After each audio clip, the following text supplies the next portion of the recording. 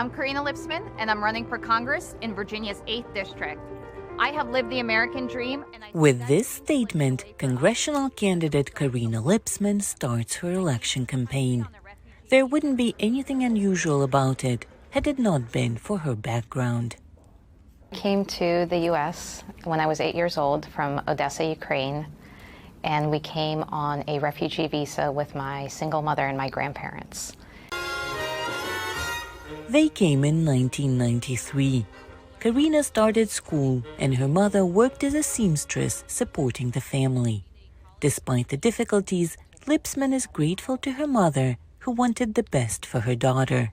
When I turned 18, I applied to become a U.S. citizen, and that was a choice that I made because I wanted to be part of America. She has a graduate degree from Johns Hopkins University and built a career in the defense industry.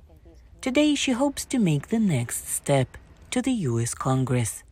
Lipsman is running in Virginia's 8th District. No Republican has been elected in the suburban district outside Washington, where Lipsman is running for more than 30 years. But she and her campaign manager, Brian Johnson, have a plan based on the changing demographics of the district. Nearly half of its residents are immigrants. I think a lot of people in this area and involved in politics in general come from families of wealth, come from legacy, politically involved families. Largely your immigrant population, largely your non-white male population in this district were not raised under those circumstances. And so Karina's story of having to fight and claw for everything that she has now, having to fight through a white male dominated defense sector to rise to a very senior positions that she completely left to run for Congress full time. I think those stories and those life struggles are ones that the majority of this district can relate to. Lipsman doesn't hesitate to criticize President Biden for high inflation levels, rising gas prices, and high crime rates. But on top of that, she believes his administration has not done everything it could to prevent the war in her native Ukraine. Lipsman easily won her party's nomination in a primary election and is considered to have a good chance of winning the general election in November.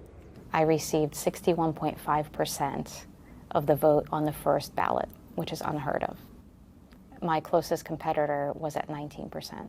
I gave a speech, and the speech was how an immigrant from Ukraine is now on the stage as the elected nominee to run for Congress, and how surreal that moment was. A tough campaign is still ahead of Lipsman, and she is busy raising funds to continue it.